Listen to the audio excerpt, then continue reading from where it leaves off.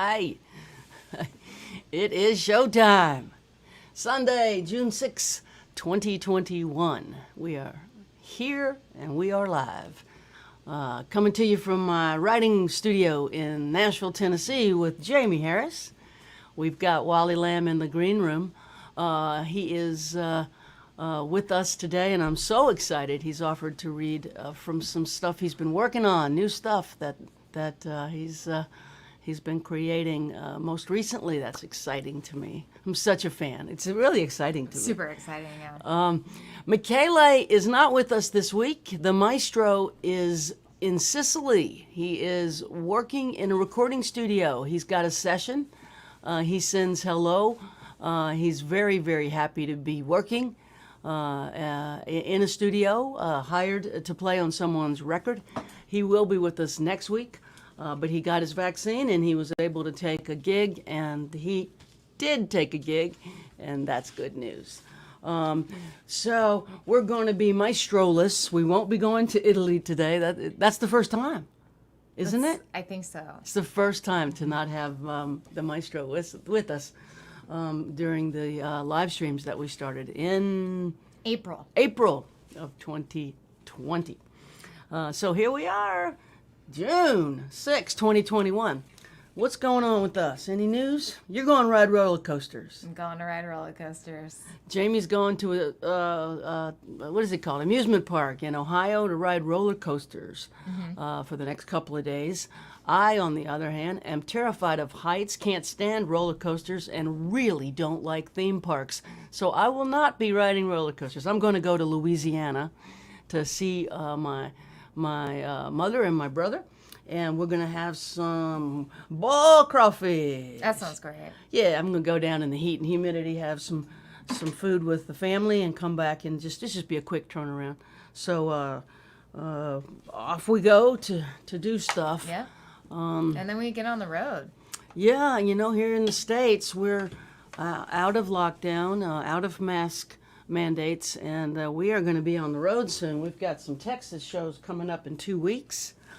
But before that, next week, we will have July 13th, we'll have Teddy Thompson, David Mansfield, and Jenny Muldar, which is exciting for us. We'll keep this going intermittently as we are traveling on Sunday. So stay tuned for updates, but we'll be here next week for sure, and we are here now. So let's play some songs. What do you think? Sounds good. I did want to say I just saw that our friend Shiny Ribs is listening, which is very cool. Kevin's on? Yeah!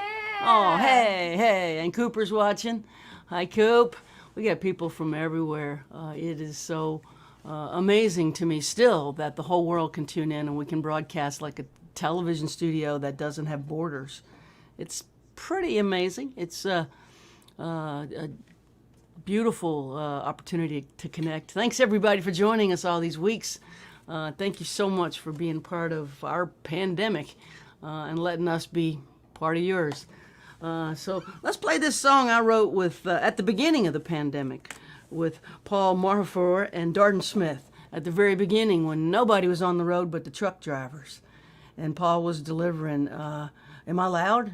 What's going on with the ear? I think I hear a little echo, so I'm trying to figure out where that's coming from. Oh, good luck with that. I'll investigate while you tell the story. Yeah, and Paul was driving, and so we got on together on Zoom, Darden and Paul and I, and we wrote a song. It was in April before last, actually. It's over a year old now. Damn. Years are flying by. Anyway, this is called Truckers and Troubadours. Here we go.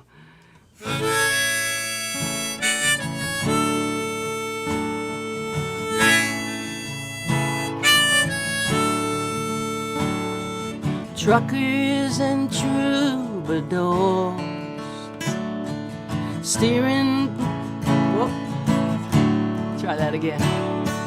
Truckers and troubadours, black coffee and metaphors, steering wheels, late nights and songs.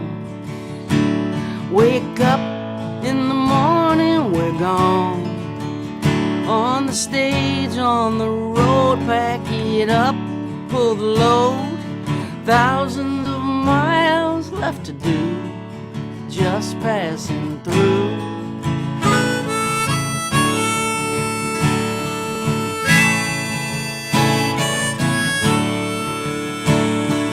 Truckers and troubadours, our other half walking the floor.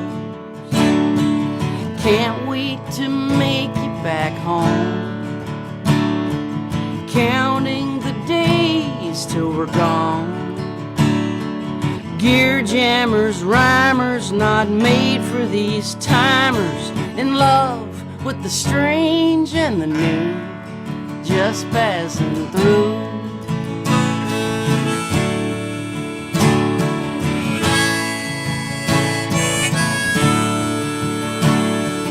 Interstate headlights and stars in our eyes, packing our bags as we must. Sometimes it's heaven and sometimes it's hell, slaves to the old wanderlust. Wanderlust.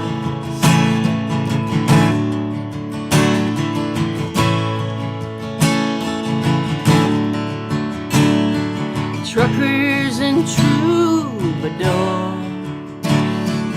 trying hard not to keep score. White lines, rear view towns, too late to turn back now. Dashboards and dials, getting paid by the miles, missing old friends we knew, just passing through.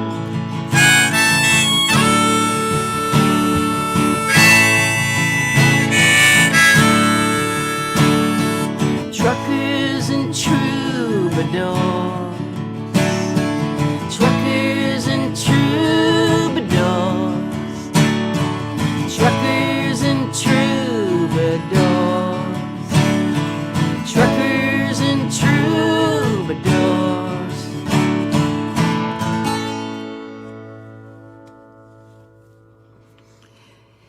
And every time I play that, I think of your mother. I was gonna say that. I think of my mom too. She loves that song. I think of Meredith when I play that. It's an honor that it's a song that I wrote that she loves. How cool is that? Oh, it's good to see everybody in the stream. Good to see everybody saying hi and clapping. We got people from all over the place. United Kingdom, Canada, Italy, we've got Wisconsin, we've got, so many different states. I can't even name them all. It's such a beautiful collection of folks who come along for this ride every Sunday. Thanks for being with us. Let's play a song I wrote with Gretchen a bunch of years ago. Let me get rid of this. Gretchen Peters and I wrote this song, and it got placed in the Nashville television show, which resulted in quite a few things, actually. I got to be on the TV show, which made me pull into the lead as the cool aunt for my nieces and nephews. That gave me a sort of a full throttle passing lane. In the lead I went. That was really beautiful to be on the show and watch Jonathan Jackson, who was the actor who sang it on the show. He played piano and sang it absolutely beautifully at the Opry, which was the television Opry on the TV show, not the actual Opry, but it was filmed at the actual Opry. It's a little complicated to explain, but the good news is that the song got heard and people are singing it. So, how you learn to live alone.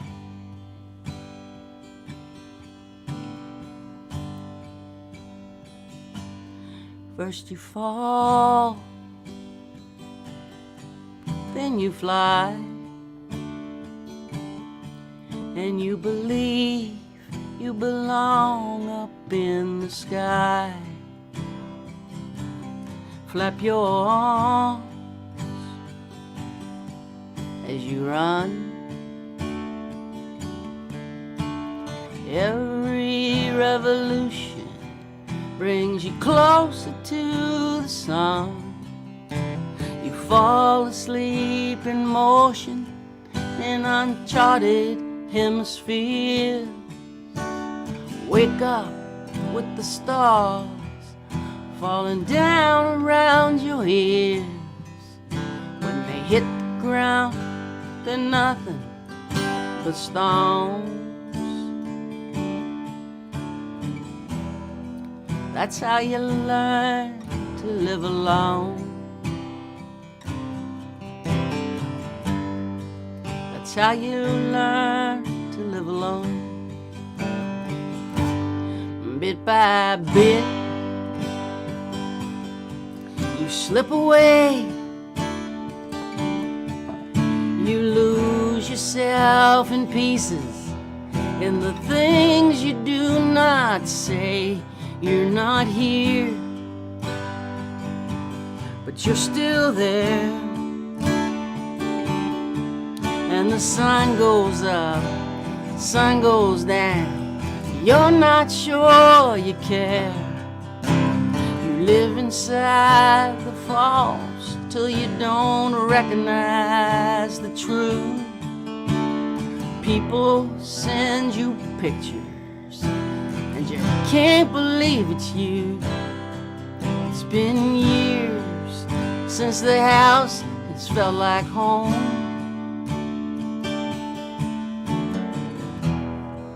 That's how you learn to live alone. That's how you learn to live alone.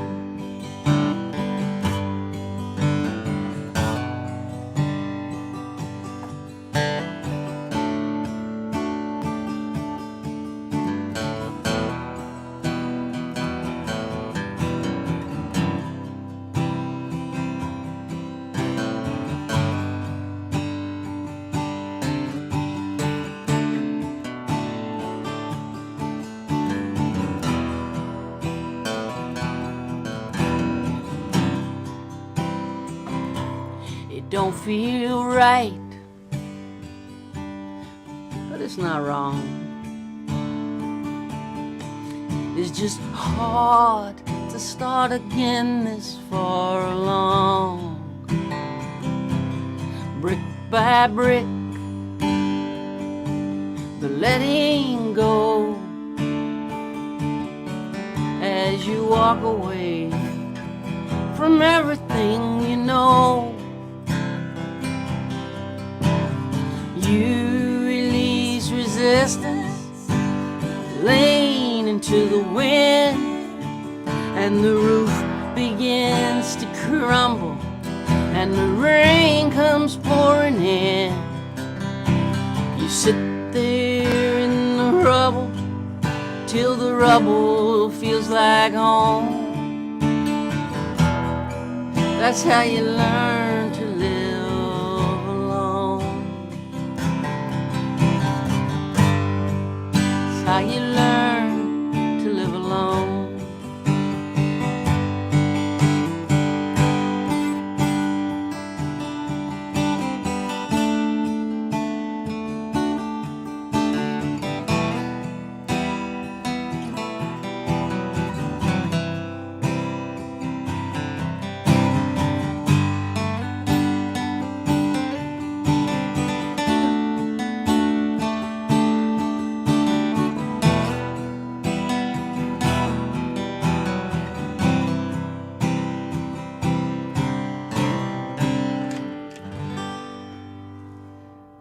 Nice. Jamie Guitar Harris picking it out. Oh, that was beautiful. Thank you. Yeah, nice. Well done there. Oh, let's play one more, and then we'll bring in Larry. I mean, Wally. Why did I say Larry? Oh my God, I'm losing my shit. Do we even know anyone named Larry? I don't know anyone named Larry. I know one guy named Larry. Larry who? A guy I know named Larry. A guy you know named Larry. He doesn't have a last name. It's just Larry. Oh my God. I'm not making it up. I know a guy named Larry. God, Wally Lamb, my God. 6 New York Times bestsellers. My goodness. Oprah selected him twice for her book club, and that skyrockets an author. Well deserved. Well deserved. I'm looking forward to talking to Wally about the essays that he's written, helped students from the York Correctional Institute in Connecticut, the women's prison. Yeah. So much to talk about. We'll play one more and then bring author Wally Lamb. Wally.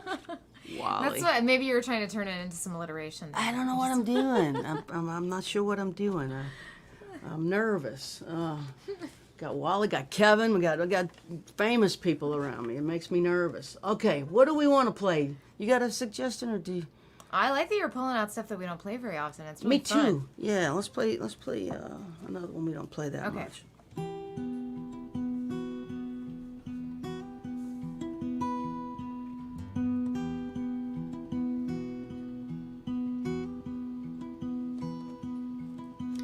Our Lady of the Shooting Stars.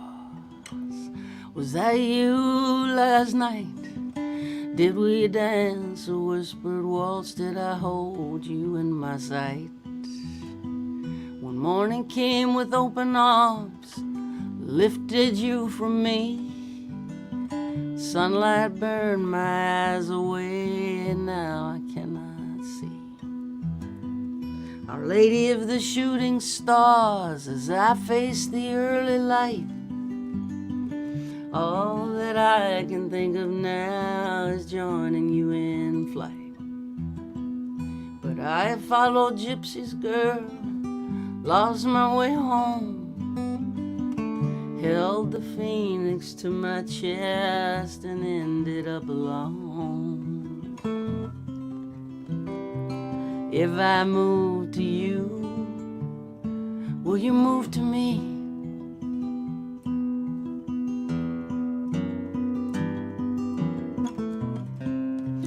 If I move to you, will you move to me?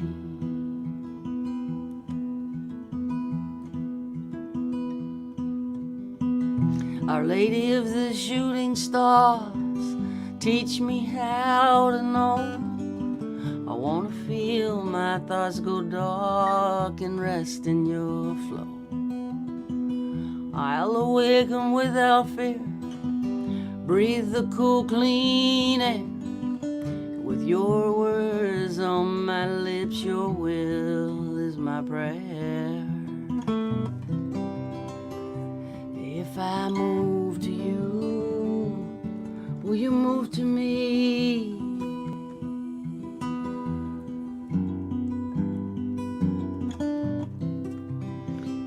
If I move to you, will you move to me?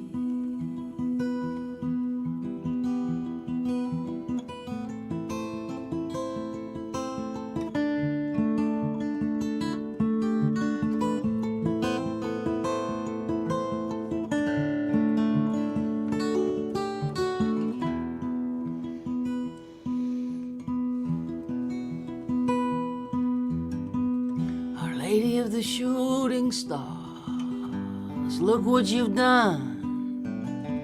You led me to the water's edge, running from the sun. Are you in the briny mist? Do seagulls scream your name? Their wings suspended by your love, or do I reach in vain? If I move to you, will you move to me?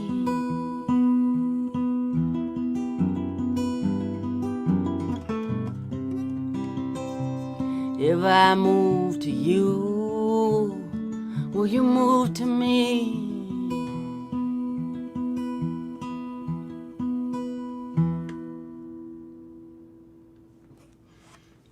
Thank you, Jamie. Beautiful. Oh, thank you. That's beautiful. I like to lift my hands on. All right, let's see what's happening with Wally. Let's make it happen. Let's make it happen. Hi. Hey! First of all, I've got to tell you, that I have been called Larry about 8 billion times. I don't know Really? what it is about my name, but I'm always Larry in people's subconscious. I don't It know what. just it slid Wow. right into that. I Yeah. was like, "What the hell am I saying? Why did I say Larry? It's ridiculous." Of No course, kidding. now I get to call Oh Oh no. no. Little. Let's hope it comes back. Oh no. Oh my God. Well, I made a record called Rifles and Rosary Beads, and 40% of the times people call it Rifles and Rosemary Beads. At least there's such a thing as Larry. But I think words have that. I don't know. I'm sorry. I didn't. It slid in, and I'm like, Stop it, stop it. I don't mind being Larry. I like Wally better. Oh gosh. So you're, if I'm not mistaken, you said in Soundcheck you're about 3 years into a new novel. Yeah, yeah, I'm kind of excited about this one, and also stymied by it from time to time. Um, I writing for me, at least the beginning, is kind of a painful process Oh and a yeah. solitary one. So, if during my work day I want to talk to anybody, I got to make them up first. Fiction. I love that. Writing is hard. Let me just put it out there. It's hard, It is humbling, ish for sure. Yeah. and it's mysterious, and it's the boss, and you just kind of get on the ride and hope that the machinery just grinds to a start. I'm in awe of what you do, Wally. I really am. And your ability to come up with amazing story. I can't even begin to ask questions about that. I guess we talked also at Soundcheck that you don't start with a title. You start trying to find a voice first. Yeah, and if I set the dial on the time machine way back, that started back in 1981, a long time ago. Um, I had just come back from the delivery room. My wife Chris and I had our first child, our son Jared, who less than a month ago turned 40, Oh my and God, he's 40 now. He's 40 already, yeah. But that was the beginning. I got back from the delivery room and everything was okay. And I jumped in the shower. I was going to take a quick shower and then call the relatives and let them know that he had arrived. And I hear a voice, this sort of disembodied voice, while I'm in the shower, and I hadn't written fiction or anything. I didn't know it was the voice of a character, but I heard this sort of disembodied voice say, "Well, the dork just left me. Good riddance." And I was sort of intrigued with. I didn't, like I said, I didn't know where it came from, but I jumped out of the shower, and even on that exciting day, I scrawled it. I scrawled what the voice had said, and that began a novel that 9 years later, 10 years later, became my first novel. She's Come Undone. I adore that book so much. And that was the first line. That was the first line I heard. It's not the first line of the book. Yeah. But the first line that started that's wild. Incredible. So I guess the moral of the story is listen to the voices Yeah. and ask them what they're trying to tell us. Yes, and don't try to control them or their voices. Let them take you for that ride. And songwriting, I imagine, is like that to some degree, right? Absolutely. The more we try to control the outcome, the less likely we're going to finish the song. Right. It's the boss of me more. The challenge is to listen. And I know that sounds crazy if you're not an author or a songwriter. Like, listen, aren't you writing it? Well, actually, it's kind of writing me. That's right. That's right. Yeah. And if Yeah. you can, and if you begin to control it, the writing will sound false to you and others if you let it go. So yeah, that Dolores, the main character in She's Come Undone. I'm going to read a little bit from her to start off, but she took me for a wild ride. I tell you, I had been a high school English teacher, and when I started writing that novel. And somewhere along the line, I began to sort of worry about her. I was writing as if I were that character, but I was really worrying about her in a parental way. I had no idea if she was going to come out all right. She was a very screwed up kid. And so it's 1992. The book is published. I send my kids into the bookstore at the mall, and I said, "Okay, guys, I'll give you a quarter to the first person who finds my book on the shelf." And it was very demoralizing because about 15 minutes later, they come back into the mall walk slump-shouldered, and they said, "Dad, we can't find it. Can we still have the money?" But anyway, in that same summer, that was the summer of 1992 when it was published, I get a call, and I'm called to the phone. I was putting clothes from the washer to the dryer, and I said, "Hello," and the person said, "Is this Wally?" And I said, "Yes." And she said, "What are you doing, Wally?" And I said, "Laundry." And she said, "Ha, ha, ha, ha, ha." And I'm thinking to myself, whoever this chick is, she didn't do laundry. Anyway, it turned out to be Oprah, and I couldn't believe that she was calling me. I didn't know why, and I'm pantomiming to Chris, my wife. I'm like, It's Oprah. yeah. And Chris is trying to play lip syncing with me, and she's like, "Dope, the Pope." She just, Anyway, so Oprah, she's just read the book.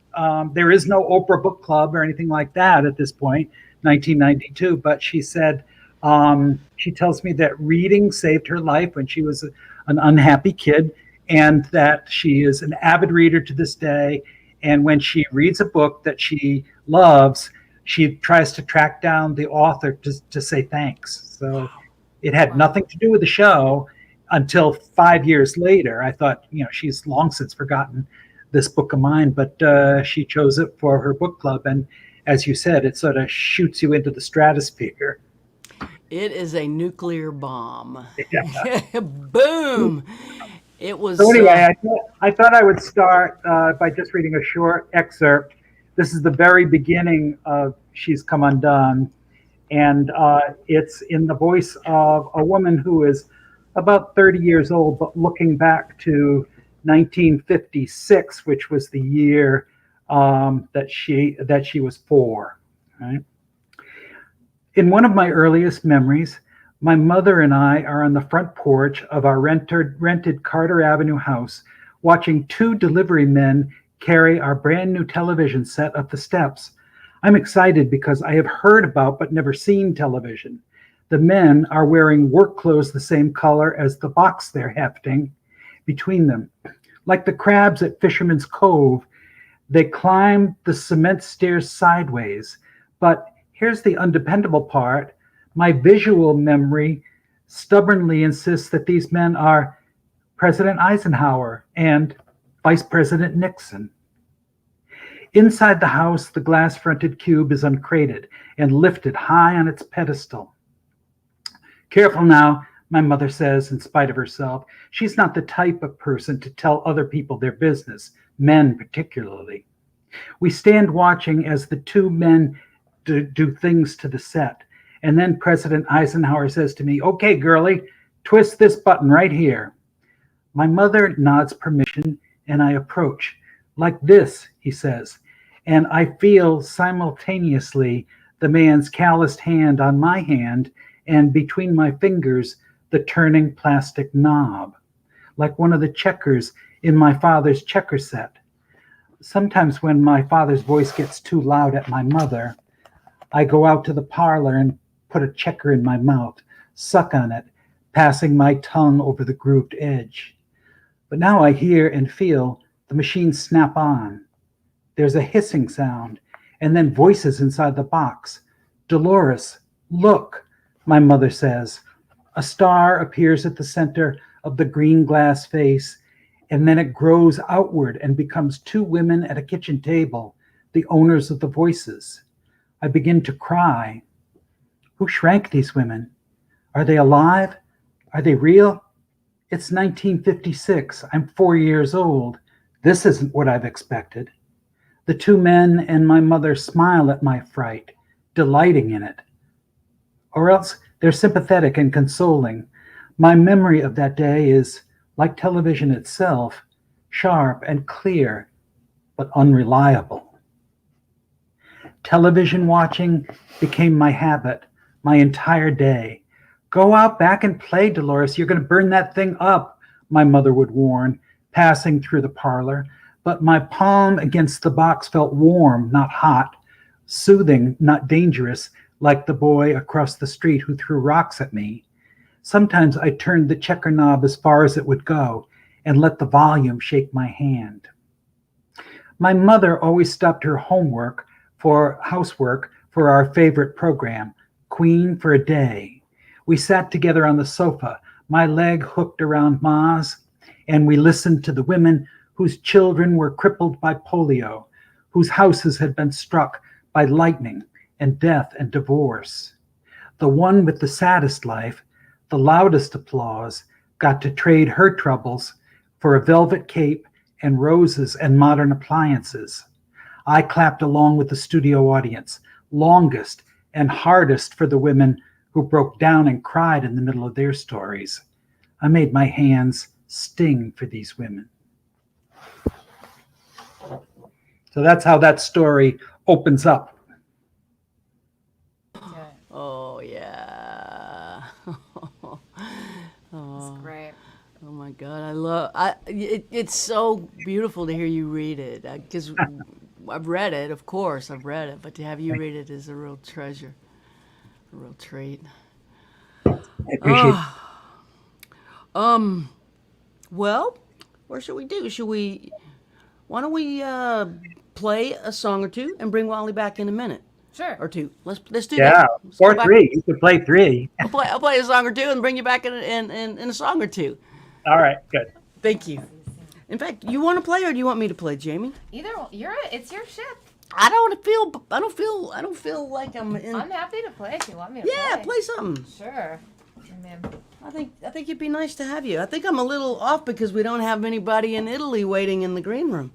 Oh, I have a cycle that I use in my brain for Michele. And his welcome to Italy. I miss it. Yeah. We could have set up some poetry books behind us. I know a poetry book. Or put his face on a popsicle stick or something. Yeah. We could have done something. Okay. What you got for us today?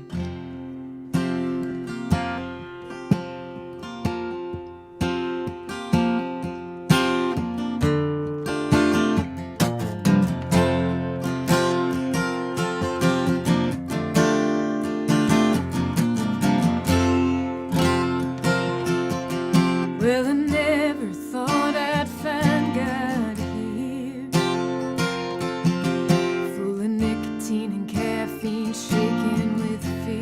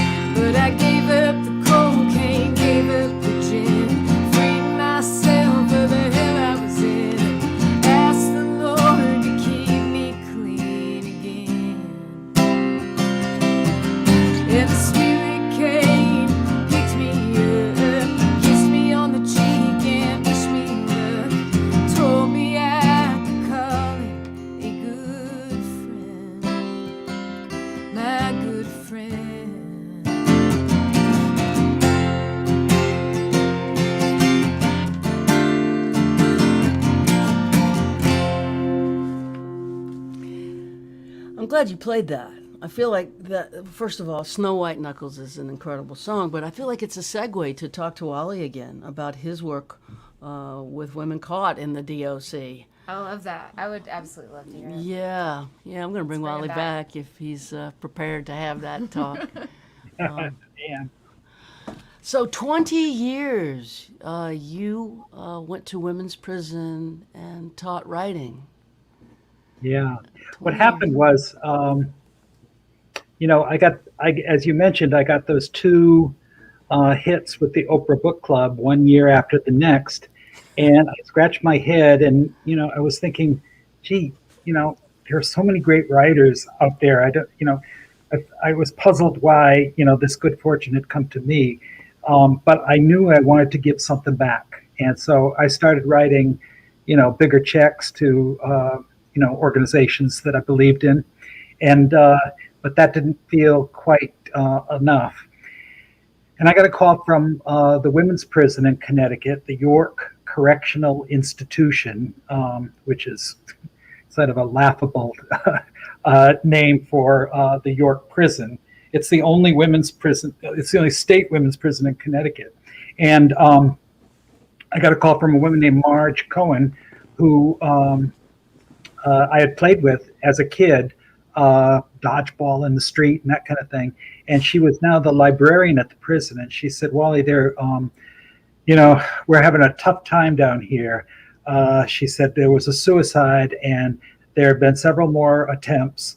The governor has cut back on the psychiatric services. And, we're just trying to distract the women by having people that we know, come and talk about their work. And I remember on the phone going like this because, going to the women's prison was not on the top of my bucket list. But I really felt that this was an opportunity for me to give something back that I hadn't necessarily planned on. And so I went, and there were I think there were about 25 people. We made a circle, and I talked about my writing, and I think we did a little exercise or two. And then I was packing up. I thought, okay, I've fulfilled my obligation. I thought it was a one-time thing. And as I was packing up, one of the women, and she had been kind of scary actually, because she's sitting there like this the whole time. And, as I was walking back and forth in front of the classroom, she's like, what's this guy's deal? Anyway, she raises her hand and she said, thanks for coming. And I said, you're welcome. And she said, are you coming back? And I think it's probably, I had this wonderful 20-year experience, probably based on the fact that I was so chicken shit, I didn't know how to say no. And that just became, it turned into a wonderful, wonderful learning experience, a little bit for them and a lot for me too. It sort of widened my understanding of a lot of things. So I was really honored to work with the women. Wow. I know for a fact, and I myself just wrote my first book, and I wrote about this. It's called Saved by a Song. I know that writing can help us make sense of ineffable emotional experiences that are trauma-based that we have a hard time getting to in conversation. Mm-hmm. Yeah, particularly at a prison where it's probably a very good idea not to trust too many people. You gotta protect yourself. Yeah, but these women sort of created this oasis of safety, and they, I didn't think, we were going to do any books out of this. I was just, trying to help them find their voices and, share their stories, maybe, figure out what the commonalities were, so they didn't feel quite so alone with all these secrets that they were keeping. But what happened was they became so invested in writing, and here's the important part, rewriting, and critiquing one another, that it became publishable, their work. And so it kind of, that's how that happened. And it culminated in 2 books. Mm-hmm. And Yeah. the writing is spectacular. Thank you, Mary. There are actually 3 books. Only 2 of them have been published, but there is a third that may or may not get published. It's called "You Don't Know Me," and I Wow. believe you haven't you done a version of that song? "You Don't Know Me." I did. Yeah, there was a Duane Eddy tribute record. Yeah, yeah, And they let me have the hit, which is very unusual. When I'm asked to be on a tribute record, they usually give the hit to the singer or the star, but I got to do it, and yeah, well, you, my dear, are a star, I so, don't know. so cut it out. I mean, the person who can sell the record, that person. But I think that's a great title for. I hope somebody grabs that book. Yeah, yeah. Well, we'll see. It's still sort of in the hopper. But anyway, so that's where we are with that. For my second little thing here. I'm gonna read. Well, you and Jamie know all about the rigors of the road more than I do. But when you sort of, if you're a novelist, you climb into the mothballs for a number of years. I'm a slow writer, and then you climb out and you have to do a book tour, right? Um, I finished. I began She's Come Undone and published that in 1992, and then started work on my second novel called I Know This Much Is True, which Hallelujah was made into an HBO series last year. Uh, Congratulations. Thank you. Starring, again, big hallelujah, Mark Ruffalo in the role of identical twin brothers. What a sweet guy he is. He's just very genuine, and he was determined he was going to get that series made. Anyway, but I want to go back a couple of years from that, and it's 2007, I think. I have written a book that I titled "We Are Water," based on a Patty Griffin song, and midway, I write I write this little thing. I just posted it on my Facebook page, and it got a lot of attention. It's about when you're sort of stumbling along with the last part of the book tour, and so I'm writing this in my own voice. So I'm riding toward number 33 of my 37 stop book tour. My driver, Irfan, drops me off in front of the store. It's the grand opening of this suburban Illinois Costco on the Monday before Thanksgiving. Because of traffic, I'm 10 minutes late and full of apologies, but none of the front door greeters knows what I'm talking about. Book signing? A manager says, "No, I don't think we do those, but maybe if you're right to the company." Several people with clipboards approach me, each trying to sign me up for a Costco membership.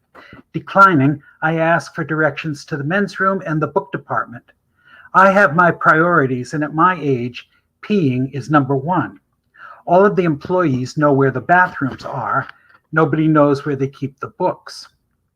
The restrooms are sparkling clean, brand new. I flush, wait, wash, and exit. And then I wander a store that is the approximate size of Delaware. 15 minutes later, I find the books. We Are Water is stacked in piles roughly the same cubic footage of one of those pre-assembled backyard sheds that they sell. Next to my book is Bill O'Reilly's book called Killing Jesus. If my cubic footage is a shed, Bill's is a 3-car garage. There's a table with Sharpie pens on it, a poster of me on an easel, and a chair. I sit on the chair, and it is so low I can rest my nostrils on the tabletop. I grab 5 or 6 copies of Killing Jesus, stack them on the seat, and sit back down again. Much better. People stream by, confused or wary as they stare at me. Have I sprouted a horn or a goiter or something? Has a ferret climbed on top of my head? Well, think positive, I tell myself. You've run out of toothpaste. You can use the GPS on your phone, find the health and beauty department, and buy some before you leave. A young manager stops by and he asks if he can get me anything. Yeah, how about some book enthusiasts, I think. But what I say is, I'll have a bottle of water, please. He says he'll be right back with it. Whoops. Excuse me, O'Reilly. I had a bean burrito for lunch. Anyway, 20 minutes in, my first customer approaches the table. She's a little girl of about 6. How much are these? She asks, pointing to the Sharpies. When I tell her they're not for sale, she blinks back tears, and I relent. Well, here you go anyway, sweetheart. This one is yours. From the nearby fleeceware aisle, her mother yells, Keisha, what did I tell you about taking things from strange men? A couple arrives. They look Middle Eastern. The wife is wearing a headscarf. The husband asks, what are my books about? I said, well, this one is partly about a wife who leaves her husband for a woman, I tell him. He grabs his wife by the arm and rushes her away. I chase after them, calling, wait, and it's about a flood, too, a bad flood. They round the snow tire aisle, never to be seen again. And then 2 women arrive who have actually driven to the store to meet me and to get their books signed. Wow, we thought there'd be a line, one of them says. Yeah, no line, I shrug. I sign, pose for pictures with them. We chat a little bit. They say they're looking forward to reading my novel. I glance at my watch. I have about 2 more hours to go. Well, would you like me to read you the first chapter? I ask. Or maybe the first 5 or 6?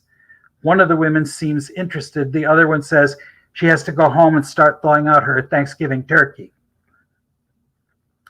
A husband and wife have an argument right in front of my table. Here's the dialogue. Wife, can you wait 2 seconds? I want to finish reading his book jacket.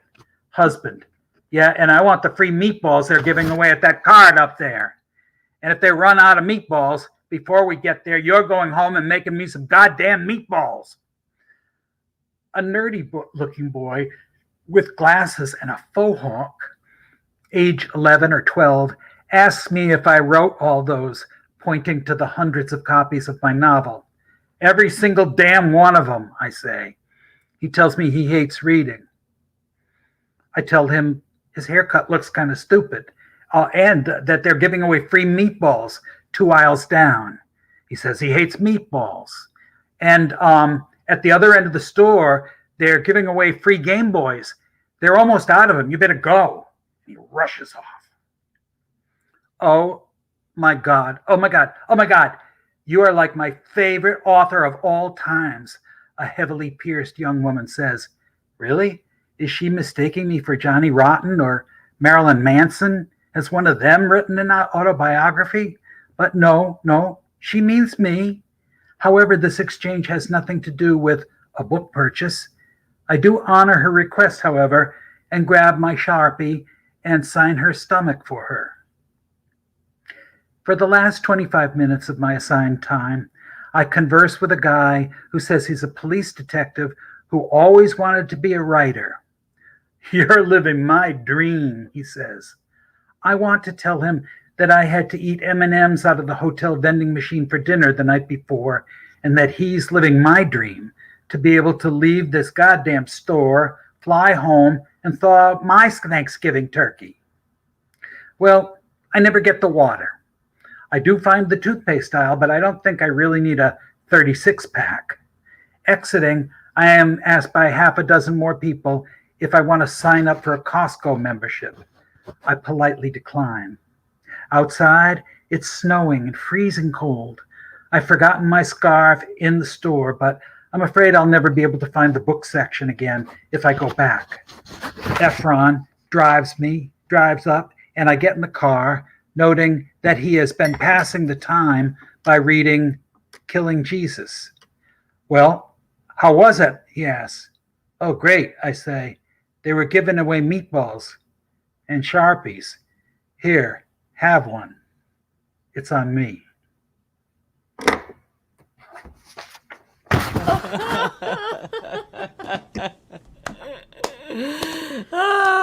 Sometimes you need, I'm sure you both know, you need comic relief en route.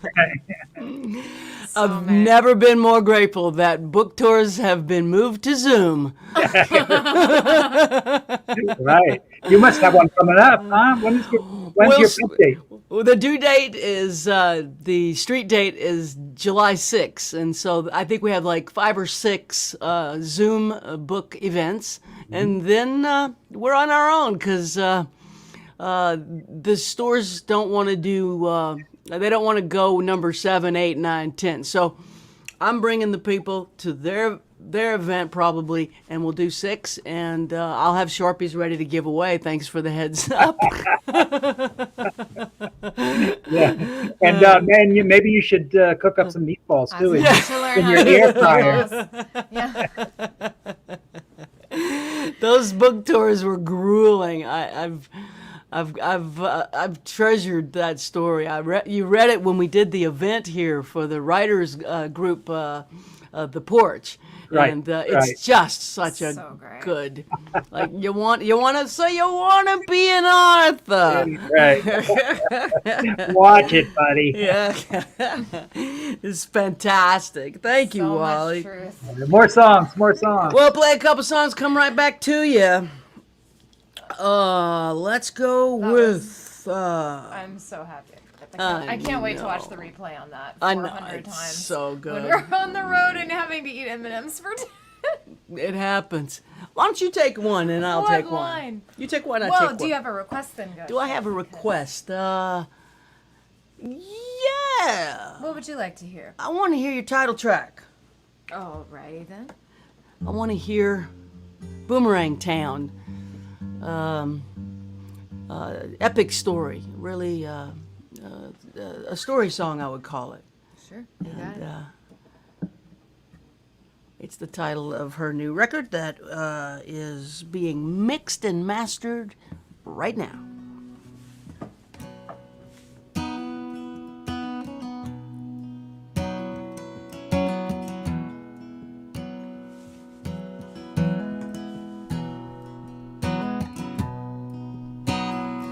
I was working at the supermarket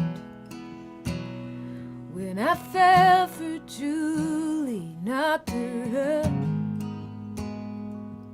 like everybody said I would.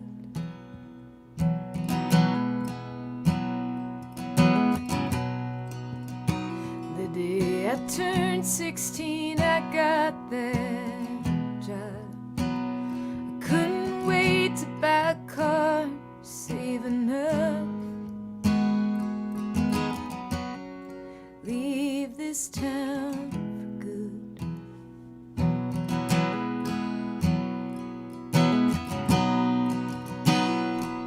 In August, I asked Julie if she'd run away. She said she wanted to wait till May to graduate. She'd be the first in her family, so I stayed behind.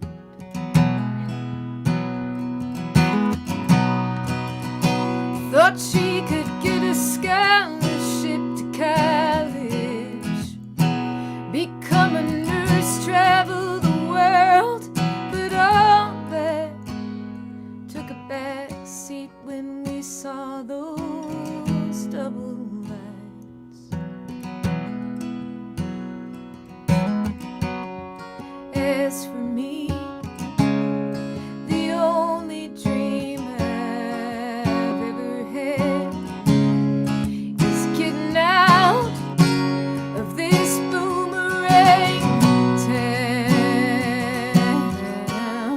You think you're soaring, you think you're flying, too young to know there's no use trying.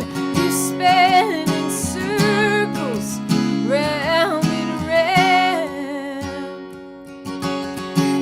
in this boomerang town. It's a boomerang town.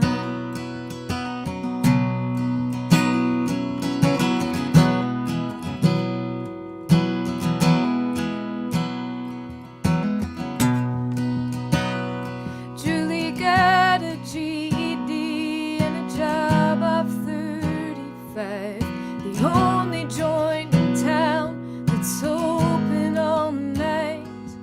The diner next to the seminary.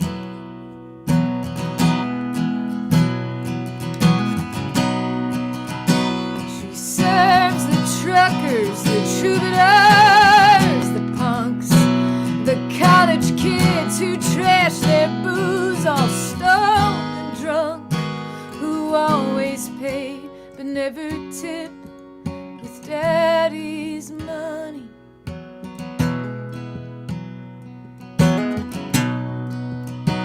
Julie and I come from similar kin, heavy drinkers, quick to anger's fist to skin. They all live and die here.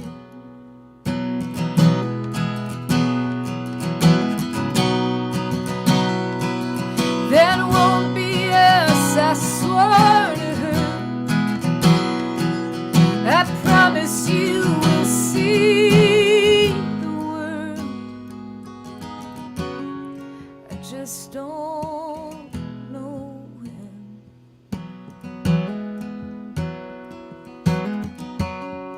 As for me, the only dream I've ever had is getting out of this boomerang town.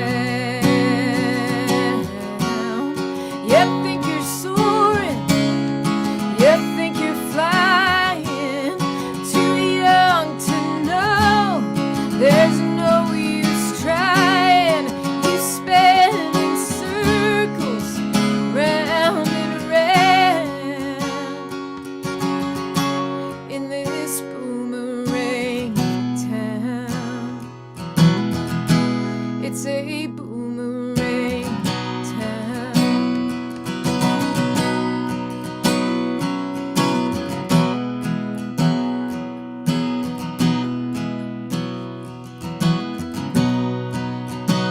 After shift, she lights a smoke up on the bridge.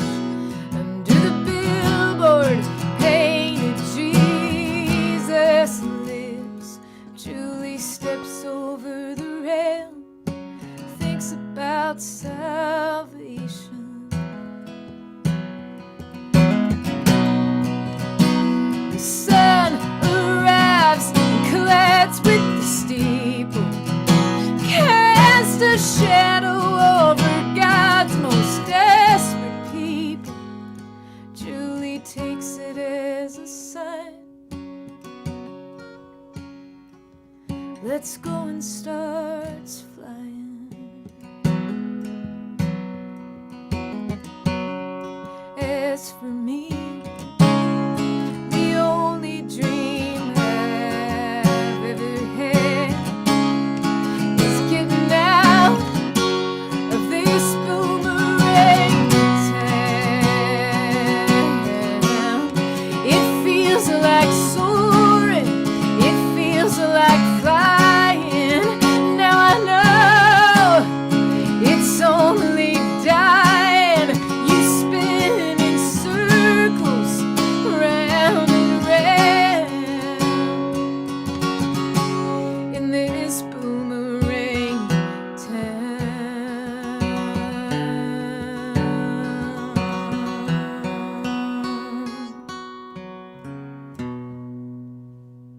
Yeah. Yes. Such a good song. Thank you, Gauthier. Thank you. Whew. Ow. Let's try this one. Oh, okay. I like your adventure spirit today. Adventure. Yeah. A candle casts a lonesome shadow from the table by the bed, like the curtains in the window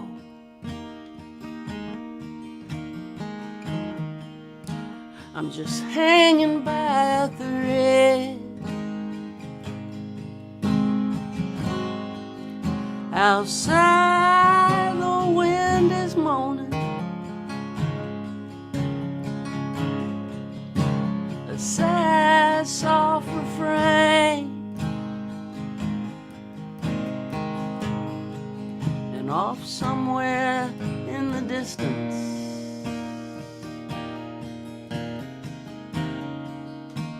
I thought I heard a train.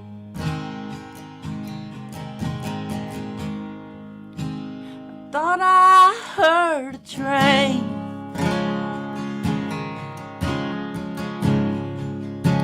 Somewhere in the night,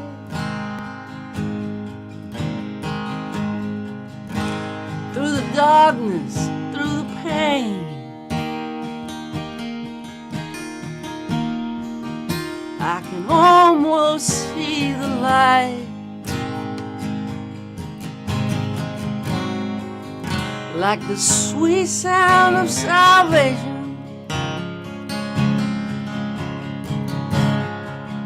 come to carry me away to an unknown destination. I thought I heard a train. So I will dry these tears of sorrow, bring this heartache to an end, with the power of a freight train. Make these wheels roll again. Outside the sun is rising, shining through the pouring rain, and off somewhere in the distance I thought I heard a train.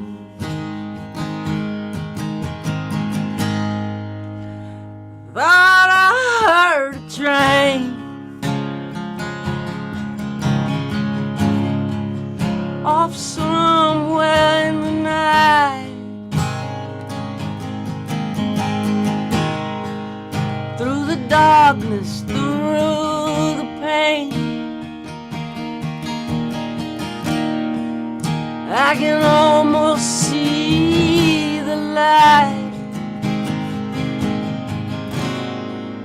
Like the sweet sound of salvation, come to carry me away to an unknown destination. I thought I heard a train.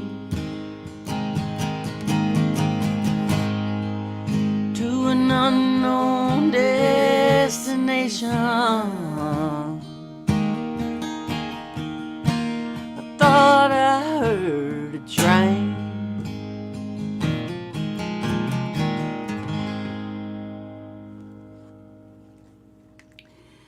Why do trains work so well in songs? So it's just like It's the only one of perfect the metaphor. It's a perfect metaphor, and it sings. The word train sings great, and the songs that go with train sing great. Roll, wheels, tracks. I mean, It's a perfect metaphor. It's a perfect metaphor. For both hope and despair in a way. It works for everything. It's the perfect. That's why the reason there's so many train songs is because it works. I got me an apartment I should have seen that coming. on the east side, 1411 13th Street. walk on the tracks by the Cumberland River, over the bridge, past Lover's Leap, and I'm moving on through the pain, through the pain, waiting on another train, another train. I tore a hole in the pocket of the jacket you bought me in that thrift store in Camden Town. Behind the station, you wrapped your arms round me. You built me up to tear me down. I'm moving on through the pain, through the pain, waiting on another train, another train.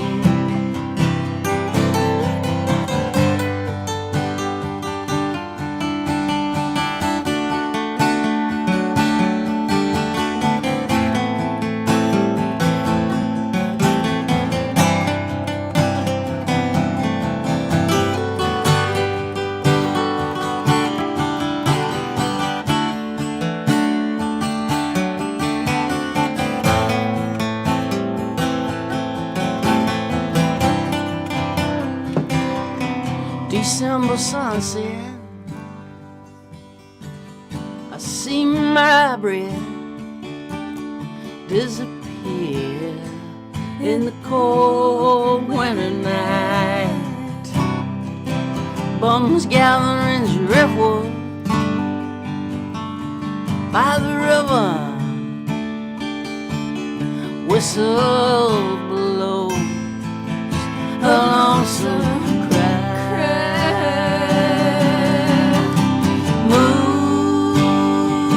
moving on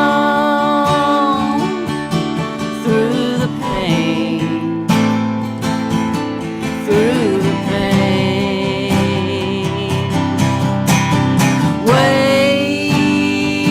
waiting on another train, another train. Moving on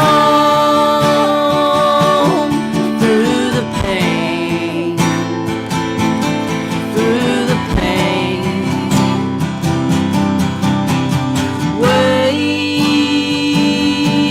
waiting on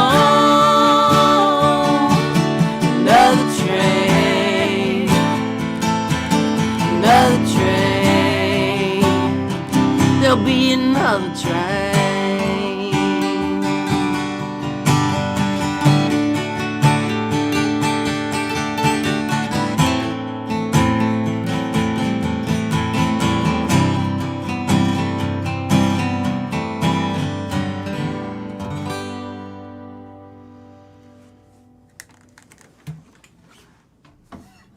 That was the first song we sang together.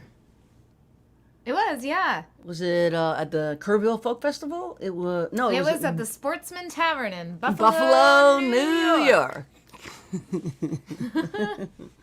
I remember Which now. was fun. It was fun. Hey, Wally. Yeah. You two are a dynamic duo, I'm telling you. Yeah, I could listen to you two all day long.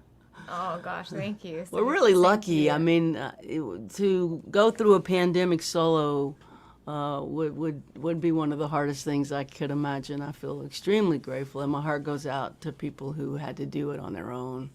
It's been a year, hasn't it? Hmm. Yeah. Yeah. We traveled down to New Orleans a couple weeks ago to see our grandkids for the first time in a long time. We have two sons, and I did research where their street names. One of them is on La Harpe, and the other is on, I don't know how to pronounce this, Rocheblad, something like that.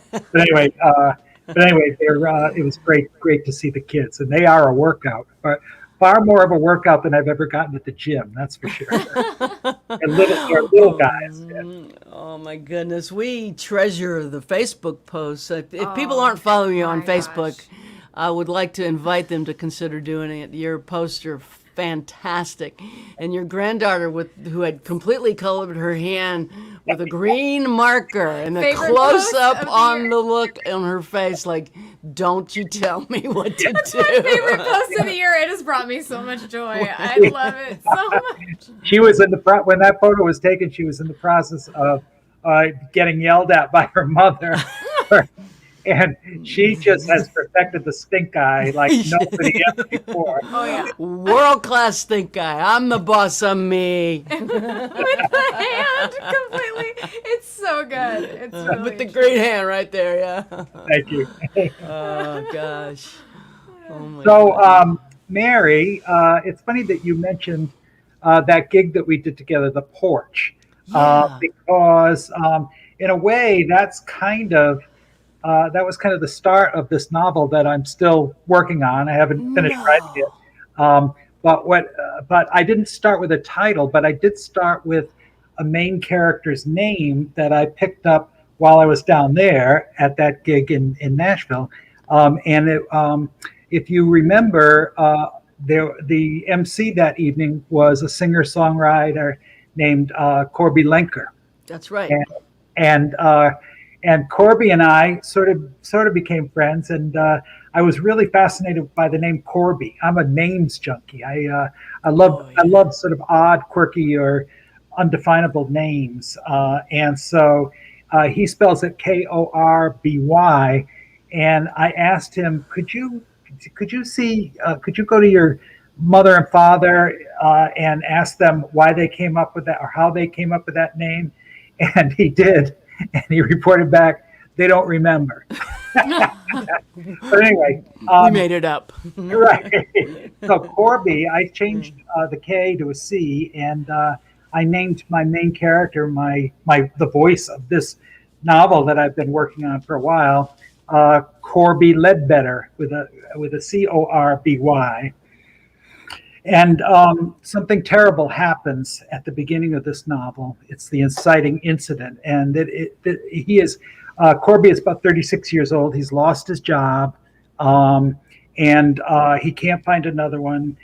He has 19-month-old twins, he and his wife, and he becomes sort of the house husband. So in that position, he becomes depressed, and he has a prescription for Ativan, and he begins to taking too many Ativan, and he begins to drinking hard stuff during the day, and then finally in the morning. And on a terribly tragic day, he backs the van up and kills his son, his 19-month-old son, who he had forgotten was looking at ants in the driveway. So he feels terribly guilty. He is going to go to prison for involuntary manslaughter. He's afraid he's going to lose his wife. He's just sort of beside himself with grief about what he's done. And so he gives himself up, he pleads guilty, and between that guilty plea and his sentencing, he tries to reform himself. One of the ways he's doing that is he starts going in and into recovery meetings. And I'm just going to read a short excerpt. And this novel, I think, is going to be called Wide River to Cross. And I sort of cribbed Buddy and Julie Miller song title for this one. And this is Corby's voice. Although it doesn't start out that he's in this at his second meeting, his second AA meeting, and he's sitting there listening to a woman who says, "I used to use alcohol to drown out my problems. Then it finally dawned on me that they were much better swimmers than I was." A few people chuckled, others nodded. It didn't happen all at once, but little by little, I lost everything. My husband, the cosmetics company we had started, my friends, my dignity. I got a 6-month sentence for writing bad checks and 3 failures to appear because I could never manage to sober up when it was time for me to go before the judge. I was a hot mess, believe me. But I really hit bottom when I lost custody of my 2 girls while I was doing time. Her hard luck story and her appearance didn't match up.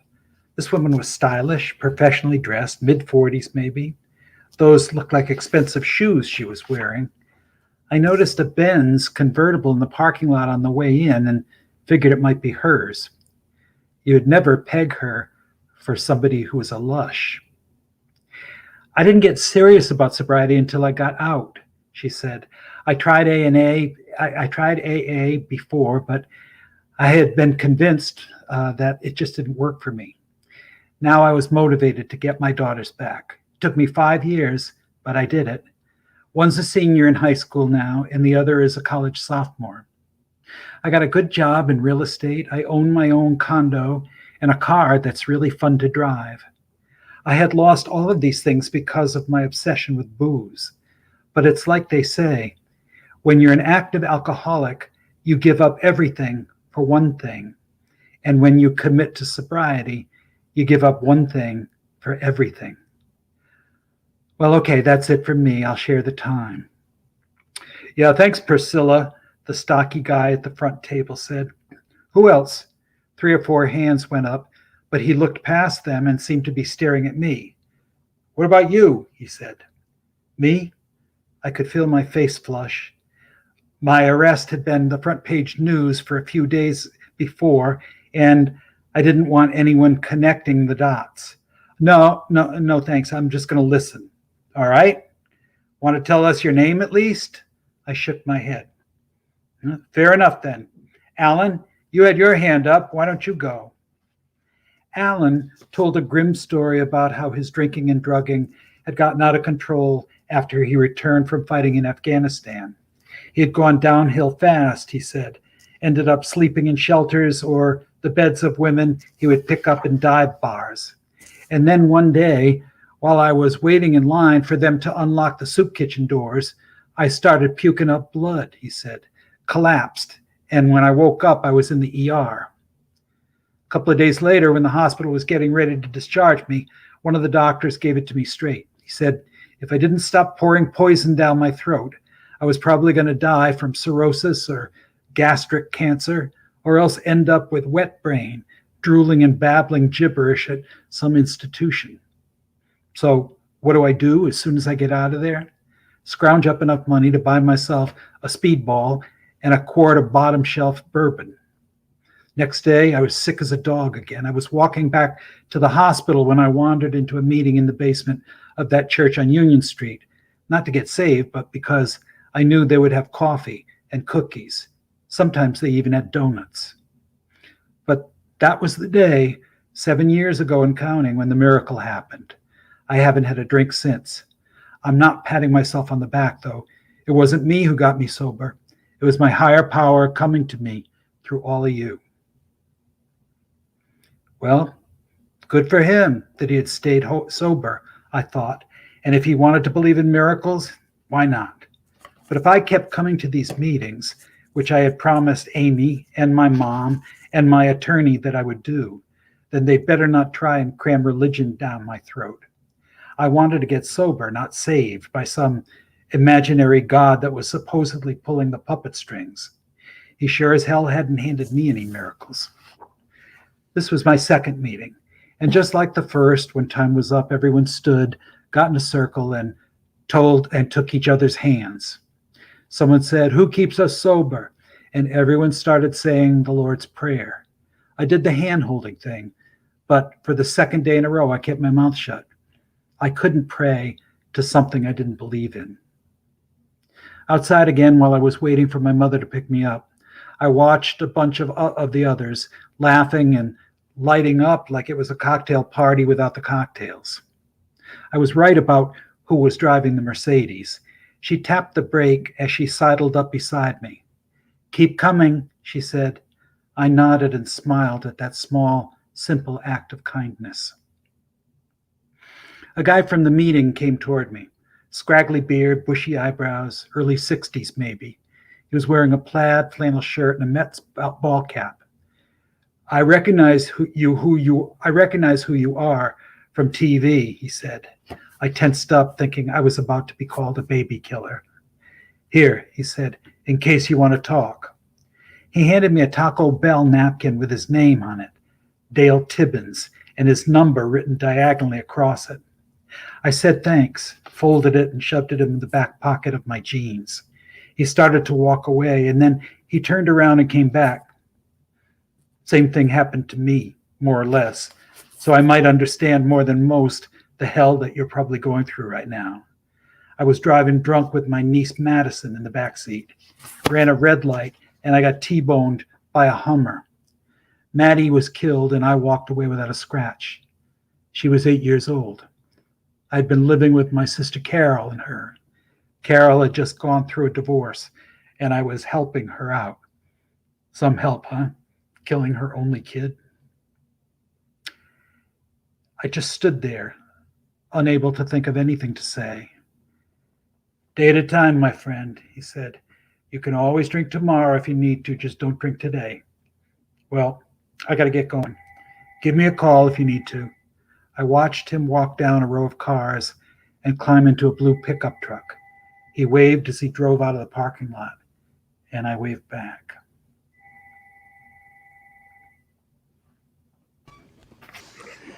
Well, you got me. Oh my God. Wow.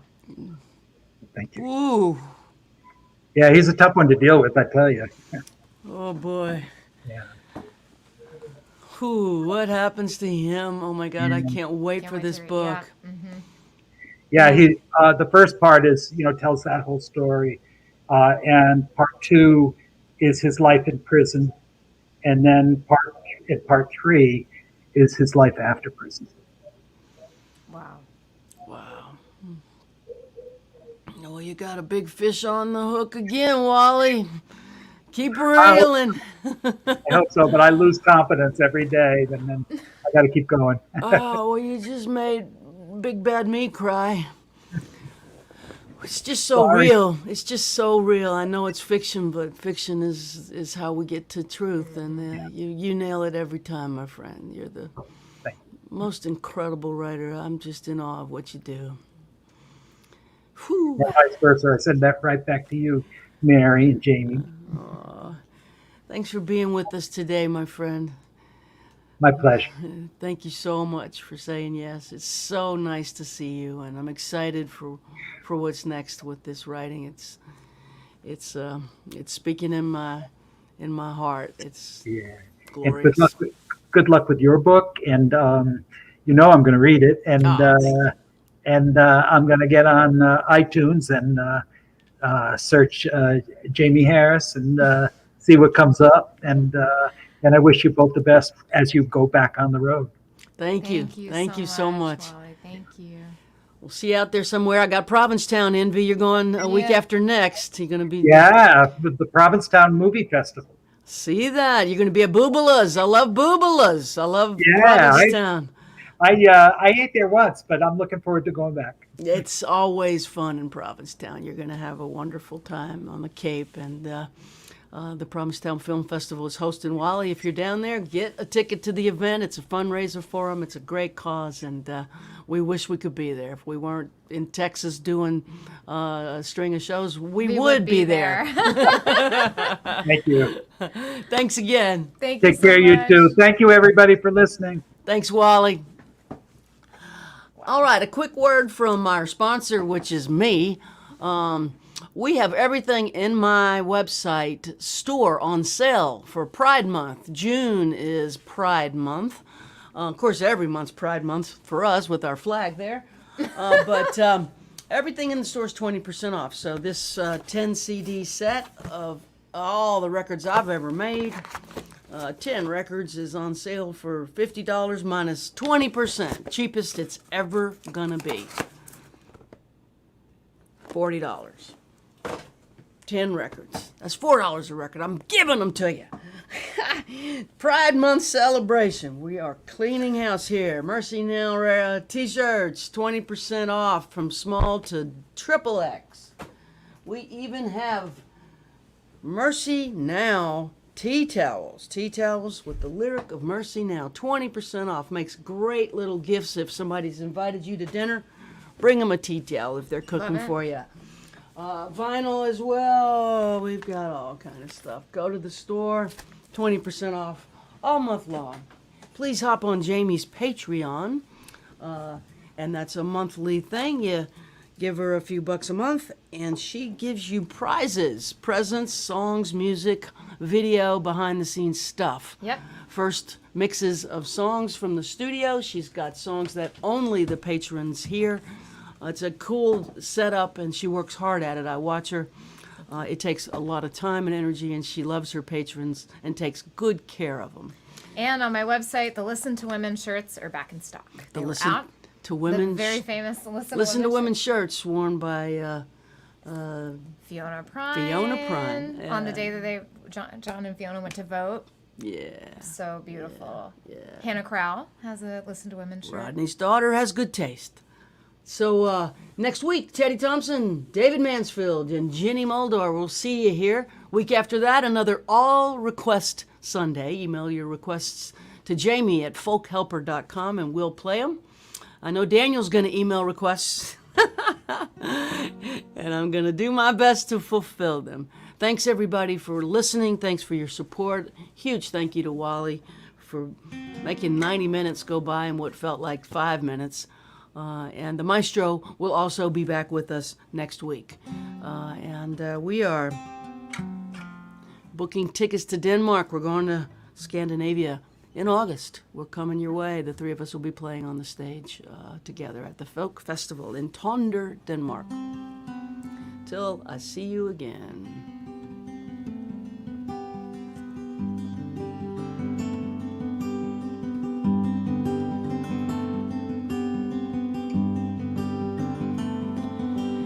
Eternity hold you in the hollow of her hand.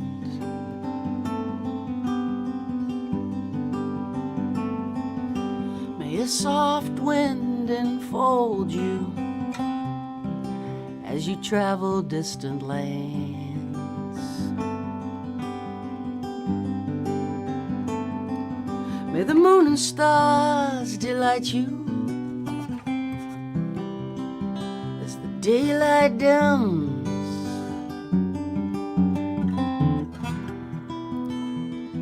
till the morning sun warms your face, till I see you again.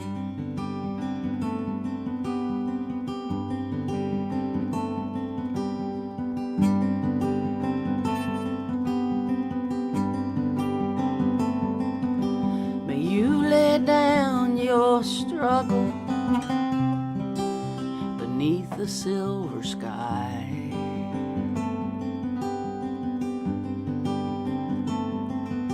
May a summer rain inside your dreams sing a lullaby.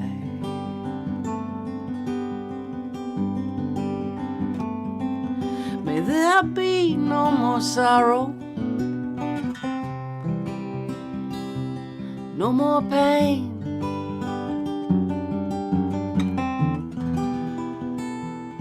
May you sleep inside the stillness of the night till I see you again.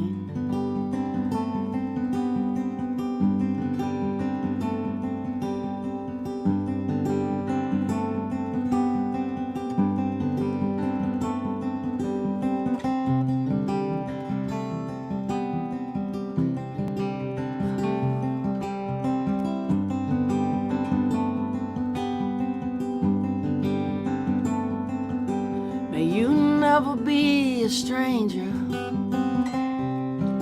May you never feel alone.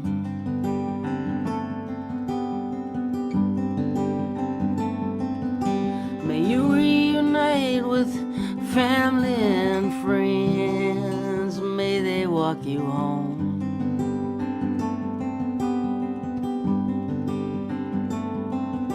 May love embrace you in a dance that never ends.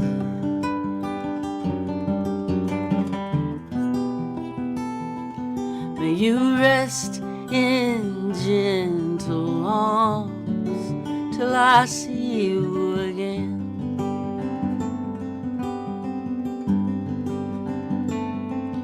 May you rest in gentle arms till I see you again.